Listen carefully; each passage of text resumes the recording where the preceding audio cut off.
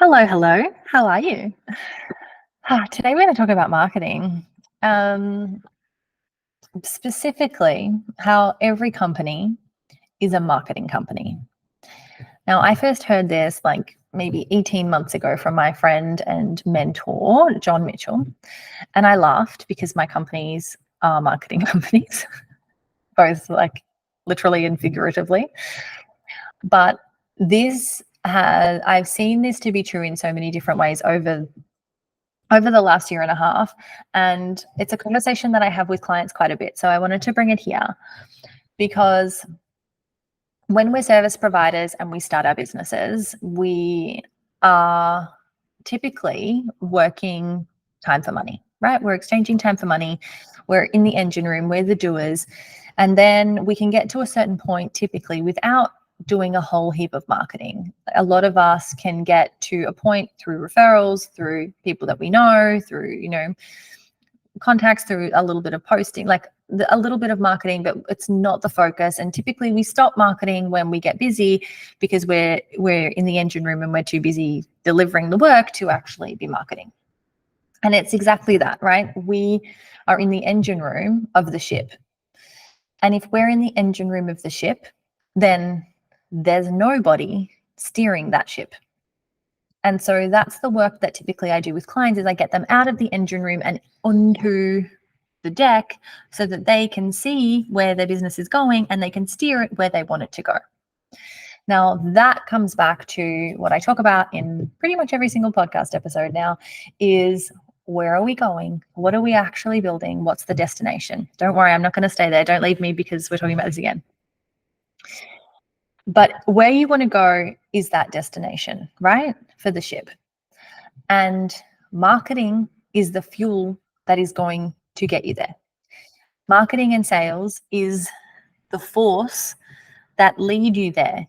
But it also, not only that, it influences every single thing that you do in your business. Your marketing and sales is responsible for setting the tone. It's like it's the front door. It determines the type of clients that you work with. It determines your price point. It determines the work that you actually are doing in business. Everything is dictated to by the marketing and the sales. So, for example, right, in business, we talk about about business having 7 systems: marketing, sales, service delivery, people, compliance, which is finance and legal, impact, and well-being.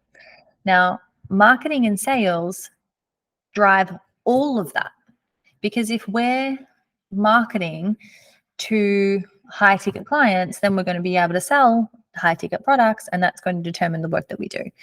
If we're marketing an offer that is around lead generation, then we're not going to be able to just do social media, for example. So it really is, everything kind of starts and ends with marketing.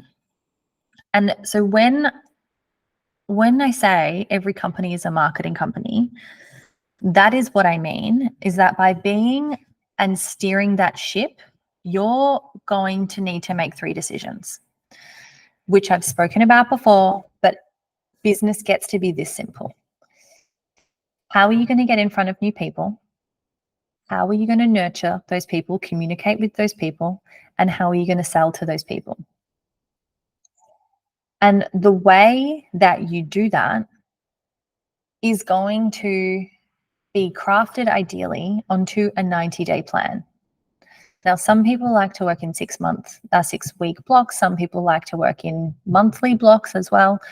But typically we want to work in 90 days because financially that works with having quarterly financial goals, but also it takes time in business to see results. Like when you plant a garden, right? It takes a couple of months for you to actually get the fruit. And business is the same. Getting in the gym and moving your body is the same. Like so many things, it takes more than a couple of weeks to actually see the proper outcomes of that thing. And so I encourage you to work on a 90-day plan. But of course, you're not just going to completely ignore your marketing for 3 months. You're not just going to decide it, implement it, and then totally, not look at anything. That's the role of a CEO. It is to make sure that you're on course.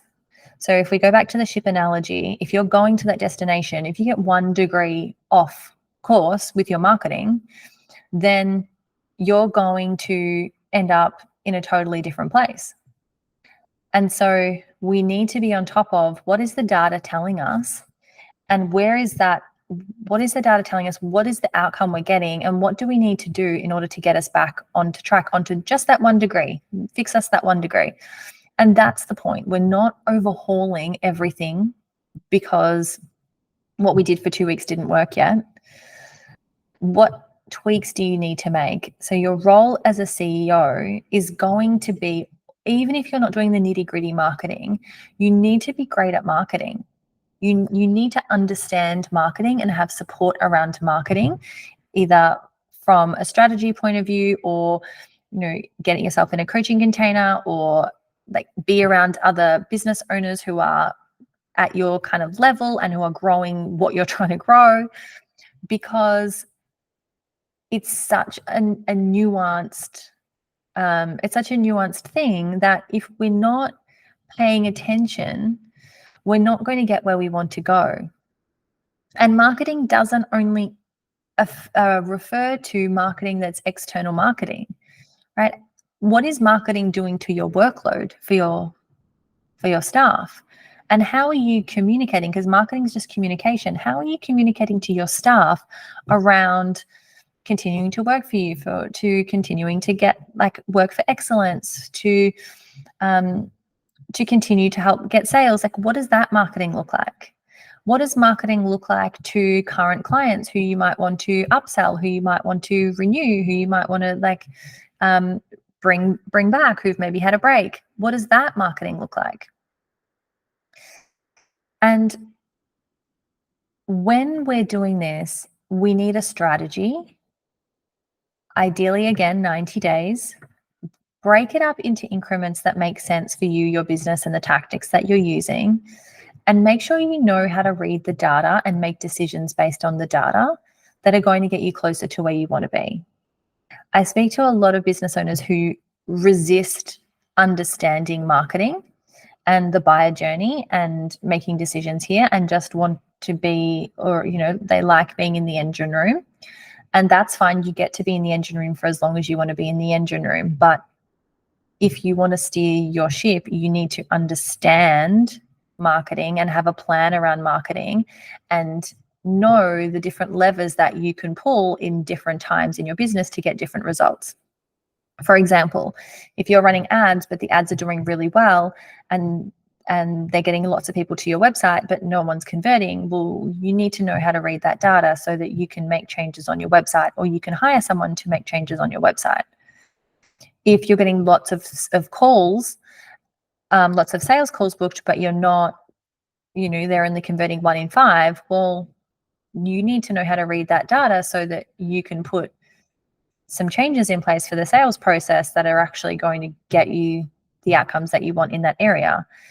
That is why your marketing, your company is a marketing company, because marketing influences every single little thing. And without having your hands on the steering wheel in that area, you actually don't have control of your business at all. So I hope that this reframes how you look at marketing in your business.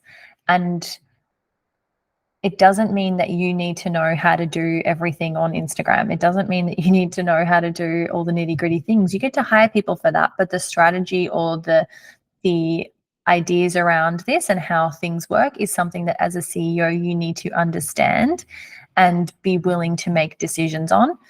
Yes, potentially in collaboration with someone else. Amazing. Get a strategist, get a coach, get the people around you that you need to get around you, hire the right team. But marketing and sales is not something that we can completely outsource in our businesses if we want to be the CEO, because the company is a marketing company. So just something for you to ponder and chew on, and chew on seems really strange, to throw around in your mind for the next few days. Let me know what you think. I'd love to know your perspective on marketing, whether this is something that you think about actively, whether you've thought about it in terms of campaigns, whether you're tracking, like where are you on the scale of engine room to steering wheel? I'd love to hear from you. Have a fabulous week, and I'll see you on the next one.